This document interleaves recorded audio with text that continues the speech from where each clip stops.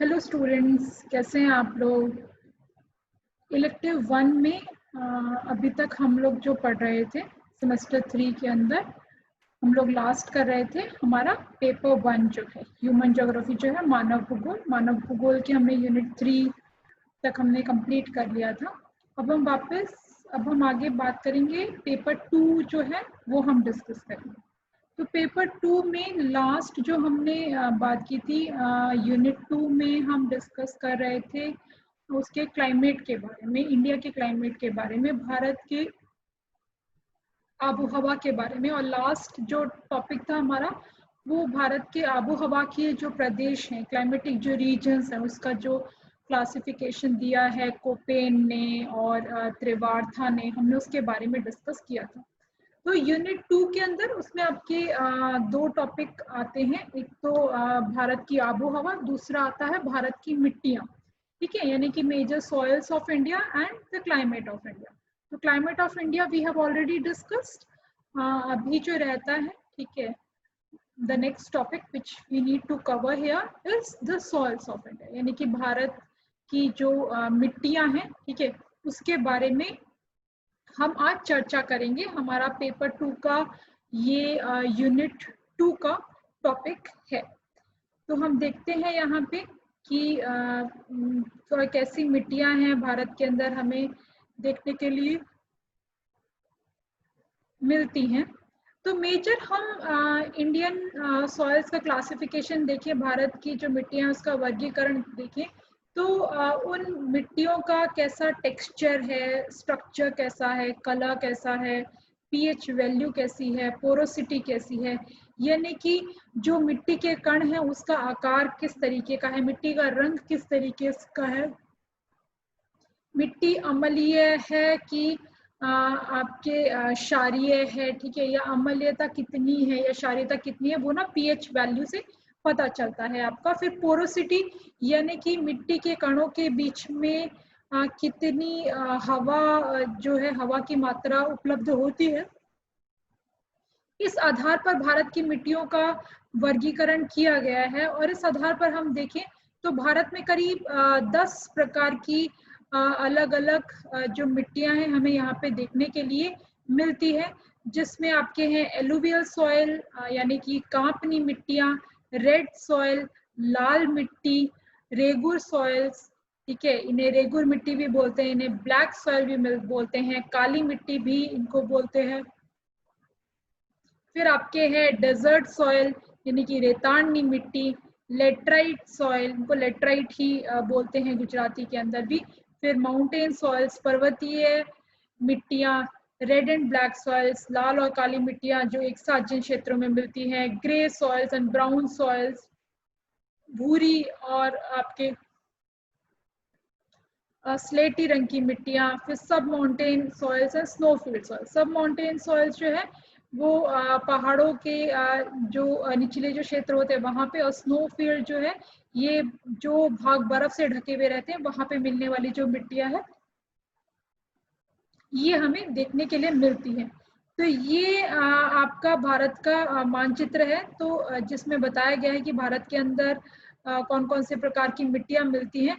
तो ये बहुत ही इम्पोर्टेंट है, महत्वपूर्ण है। जब आपके एग्जाम के अंदर बड़ा क्वेश्चन आता है इंडियन सॉइल से रिलेटेड, भारत की मिट्टियों से संबंधित, तो ये आपको मैप बनाना है और मैप के अंदर ये जो 10 प्रकार की मिट्टियां हैं कहाँ पे कौन सी है ये भी इसके अंदर आपको बतानी है। तो यहाँ पे हम देखते हैं, शुरू करते हैं, ठीक है। इन डिटेल हम इसके कैरेक्टरिस्टिक्स जो है इन सॉइल के, इनकी जो लाक्षणिकताएं हैं उसके बारे में देखेंगे। एक जनरल हम समरी देख लेते हैं कि इंडिया के अंदर कौन सी, भारत के अंदर कौन सी मिट्टियां जो हैं वो हमें कहाँ पे देखने के लिए मिलती हैं, कहाँ पे मिलती हैं, ठीक है। तो सबसे पहले शुरुआत करते हैं हम रेड सॉइल से, यानी कि लाल मिट्टियां। तो लाल मिट्टियां हम मुख्यतः देखें तो दक्कन का पठार का जो पश्चिमी भाग है, ठीक है, ये दक्कन का पठार है, हमें पता है बीच का, this is the Deccan plateau और we can say the peninsula part of the India. तो यहाँ के पेनिसुला के वेस्टर्न में हम देखें, पेनिसुला के ईस्टर्न में हम देखें, पूर्वी भाग के अंदर हम बात करें पश्चिमी भाग के अंदर हम बात करें तो यहाँ पे आपको लाल मिट्टियाँ देखने के लिए मिलती हैं। साथ ही साथ दक्षिणी भारत की अगर हम बात करते हैं, सदर्न इंडिया की अगर हम बात करते हैं, तो यहाँ पे भी हमें मुख्यतः लाल मिट्टियों का निक्षेपण देखने के लिए मिलता है। फिर आती है एलुवियल सॉइल्स, यानी कि कांपनी मिट्टियाँ। कांपनी मिट्टियाँ जो है नदियों के द्वारा जो मिट्टी लाई जाती है उसका जो निक्षेपण किया जाता है, तो उसको कांपनी मिट्टी बोलते हैं।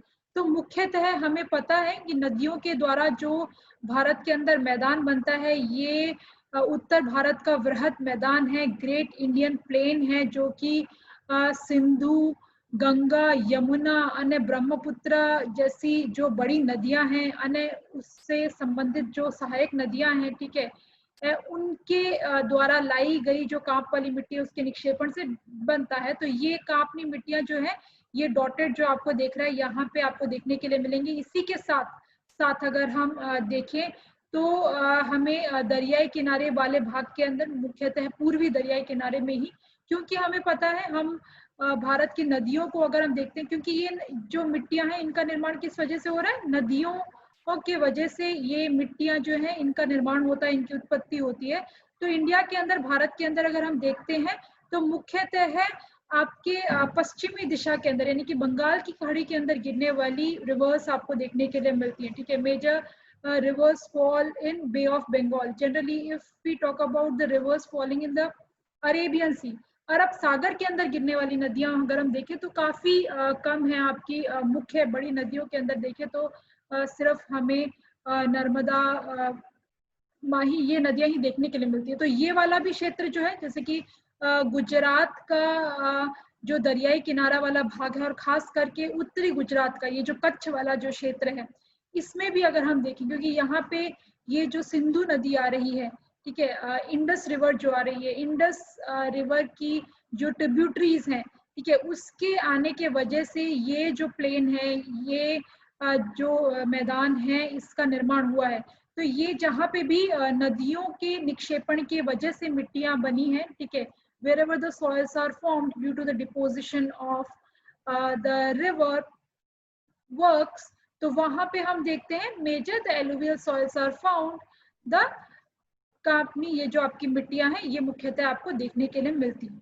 तीसरी आती है आपकी ब्लैक सॉइल्स, या इनको स्थानीय भाषा के अंदर रेगुर सॉइल्स भी बोलते हैं, यानी कि काली मिट्टियां या रेगुर मिट्टी भी जो है इनको बोला जाता है। तो इसको हम देखें, ये वाली जो मिट्टियां हैं, ये जो हमारा पेनिसुला वाला जो पठार है, दक्कन का जो पठार है, उसका जो पश्चिमी भाग बच गया था। पूर्वी भाग के अंदर तो हमने देख लिया था, पूर्वी और दक्षिणी भाग के अंदर कौन सी मिट्टियां मिल रही थी, हमें लाल मिट्टियां मिल रही थी। ऐसे ही इसका ये भी जो पूर्वी जो एक्सटेंट है आपका नॉर्थ ईस्टर्न स्टेट्स जहाँ पे हैं, यानी कि अरुणाचल प्रदेश है, मणिपुर और मिजोरम, नागालैंड, त्रिपुरा वाला क्षेत्र जो है, यहाँ पे भी हम देखें तो लाल मिट्टियों का ही हमें निक्षेपण देखने के लिए मिलता है।